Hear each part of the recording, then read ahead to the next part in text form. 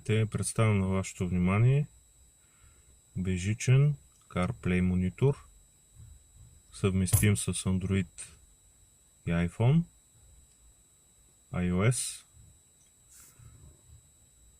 Напълно функционално устройство, което може да ви послужи изключително добре по време на път. Сега ще демонстрирам някои от неговите функционалности. Като цяло връзката между iPhone и устройството е доста тривиална. Bluetooth комуникация, откривате устройството и се свързвате. Ако ви иска парола, записвате паролата, която е във вашето ръководство за потребителско ръководство. Сега ще ви демонстрирам как функционира устройството. Даваме на контакт автомобила и устройството автоматично се стартира след няколко секунди. Ето, това е първоначалният екран. Виждате, веднага всичко се свързва към телефона.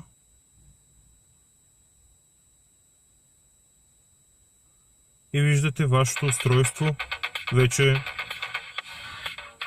е готово за работа. Виждате, директно започва да свири и така нататък, да възпроизвежда звук. Имате всички базови настройки, обаждания, recent calls, контакти. Имате също така съобщения, приложения, които използвате. Като слабост, вие сами чухте, може да бъде отбелязано това, че звукът е изключително слаб, тъй като устройството разполага с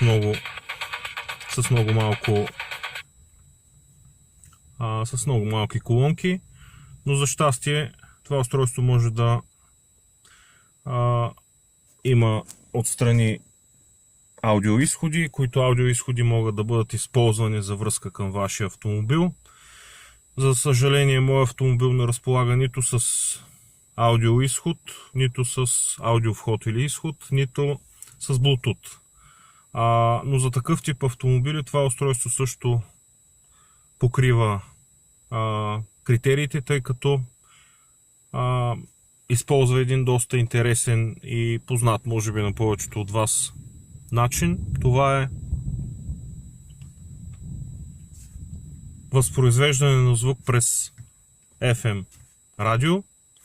Ето, в момента е настроено на 100 МГц.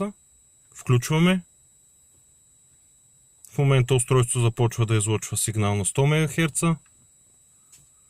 Влизаме си в CarPlay. Включваме си радиото. То е на 100 МГц. Ето, виждате, нищо не се възпроизвежда като звук. Но в момента, в който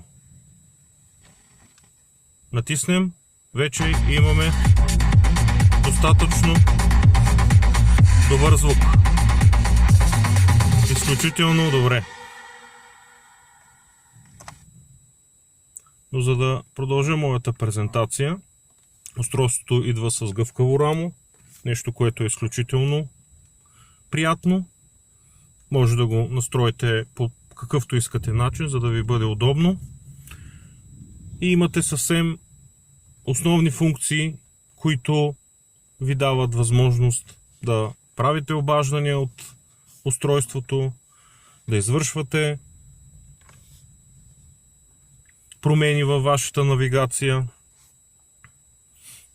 Ето, има и Waze, доста използван в България. Има гласово набиране.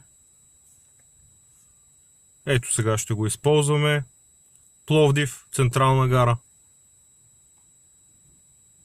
Извинявайте, може би. Ето така.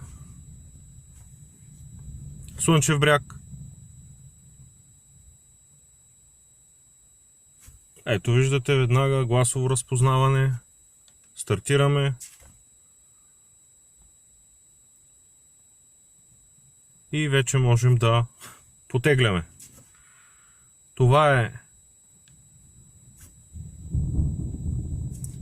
е съвсем накратко показно как функционира устройството. Разбира се, има доста други функции. Тук имате изключително много интерфейси, с които можете да манипулирате, така че можете да кастомизирате устройството по начин, по който на вас ви е хубав, ви харесва. Има, разбира се, различни музикални, приложения основно, които възпроизвеждат звук. Забележете, не е видео, звук, защото все пак ние влизаме в нашите автомобили, за да се движиме и да следиме да сме участници в движението и следва да бъдем достатъчно концентрирани. Това устройство служи като помощно средство и то не е за забавление, а за помощ на потребителя. Това е. Благодаря за вашето внимание.